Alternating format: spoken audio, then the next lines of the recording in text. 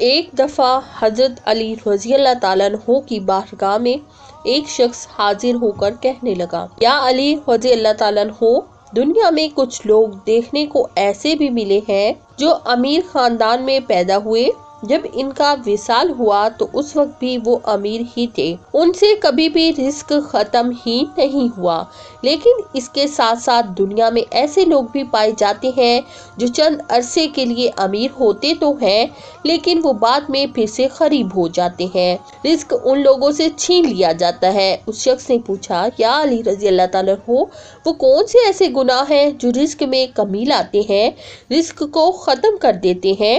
حضرت علی رضی اللہ تعالیٰ عنہ نے فرمایا، اے انسان، 5 ایسے گناہ ہیں جس کو کرنے سے انسان کا رزق ختم ہو جاتا ہے، اس کے رزق میں آہستہ آہستہ کمی آنا شروع ہو جاتی ہے۔ اس شخص نے پوچھا، یا علی رضی اللہ تعالیٰ عنہ، وہ 5 گناہ کون کون سے ہیں؟ حضرت علی رضی اللہ تعالیٰ عنہ نے فرمایا کہ وہ 5 گناہ یہ ہیں: 1. سود کھانا۔ حضرت محمد صلی اللہ علیہ وسلم کے پاس حضرت جبرائیل علیہ السلام اللہ تعالیٰ کا حکم لے کر پیش ہوئے۔ حضرت جبرائیل علیہ السلام نے فرمایا، اے اللہ کے نبی صلی اللہ علیہ وسلم، جو لوگ سود کا کاروبار کرتے ہیں، سود پر چیزیں لیتے اور دیتے ہیں، اس لوگوں کو روز محشر اس طرح اٹھایا جائے گا کہ ان کے چہرے مسخ کر دیے جائیں گے۔ ایک بار حضرت محمد صلی اللہ علیہ وسلم لوگوں میں خطاب فرما رہے تھے، آپ صلی اللہ علیہ وسلم نے فرمایا، لوگوں، تم میں سے کوئی اپنی جو سود کا مال لیتا اور دوسرے کو منافع رکھ کے دیتا ہے، رزق کے کم ہونے اور رزق کو ختم کرنے کی اصل وجہ سود کھانا ہے۔ حضرت شیخ سعدی رحمت اللہ علیہ فرماتے ہیں، ایک بار میں ایک نیا مکان خریدنا چاہتا تھا، میں مکان کی تلاش کر رہا تھا کہ ایک شرابی میرے پاس آ کر کہنے لگا، حضرت فلاں محلے میں ایک مکان ہے جو بہت ہی خوبصورت بنا ہے، آپ نیا مکان ادھر ادھر تلاش کرنے کے بجائے فلاں مکان خرید لیں،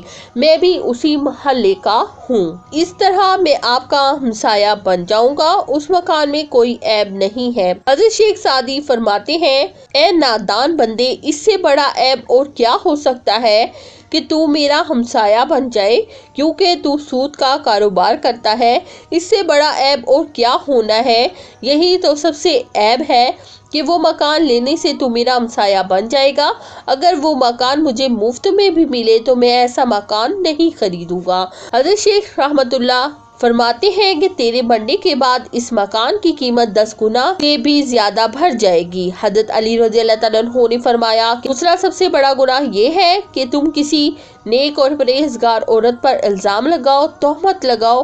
اللہ تعالیٰ قرآن پاک میں فرماتا ہے کہ جو لوگ نیک عورتوں پر تہمت لگاتے ہیں، وہ عورت جو ہر وقت میری رحمت کی آغوش میں رہتی ہے، جن پر ہر گھڑی میری رحمت کی بارش برستی ہے، جو نماز ادا کرتی ہے، باپردہ ہے، متقی ہے، جو لوگ ایسی عورت پر تہمت لگاتے ہیں، مجھے قسم ہے اپنی ذات کی، میں اس وقت تک ان لوگوں کو معاف نہیں کروں گا جب تک وہ نیک عورتیں ان کو معاف نہیں کریں گی جن پر انہوں نے تہمت لگائی تھی۔ جس طرح ماں اپنی اولاد کے خلاف ایک لفظ بھی سننا پسند نہیں کرتی، اسی طرح اللہ تعالیٰ اپنے نیک بندوں کے خلاف بھی کوئی لفظ سننا پسند نہیں کرتے۔ حضرت عیسیٰ علیہ السلام کے پاس ایک بوڑھی عورت آئی، اس نے کہا، یا عیسیٰ علیہ السلام، میرے شوہر 30 سال پہلے وصال کر گیا ہے، میں اس سے بہت محبت کیا کرتی تھی، اب ہر روز میرا شوہر میرے خواب میں آتا ہے، میرے خواب میں آ کر کہتا ہے کہ میری قبر پر آ کر میری قبر کو کھود کر دیکھو، ہر روز میرے خواب میں آ کر یہی کہتا ہے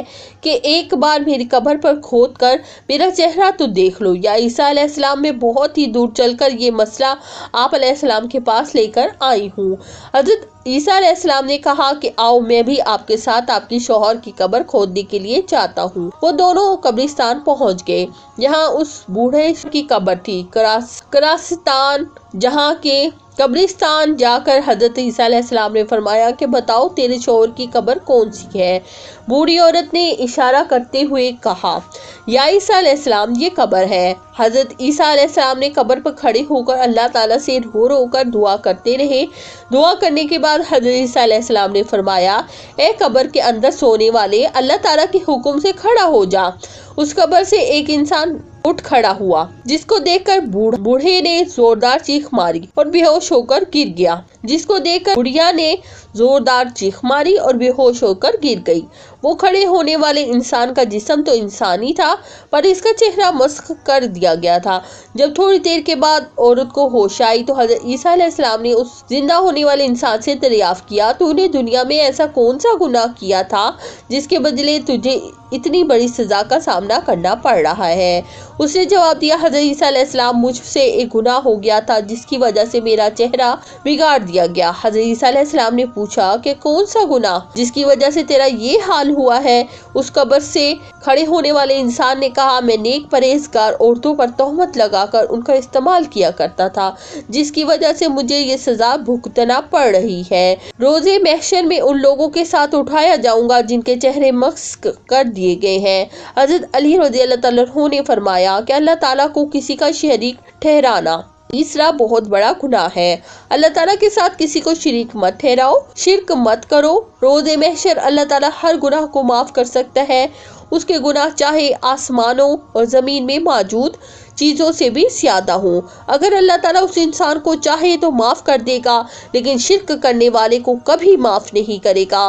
काफिर लोगों की कभी बख्शिश नहीं होगी। हज़रत अली रज़ियल्लाहु ताला अन्हु ने फरमाया कि चौथा गुनाह किसी पर जादू करना है।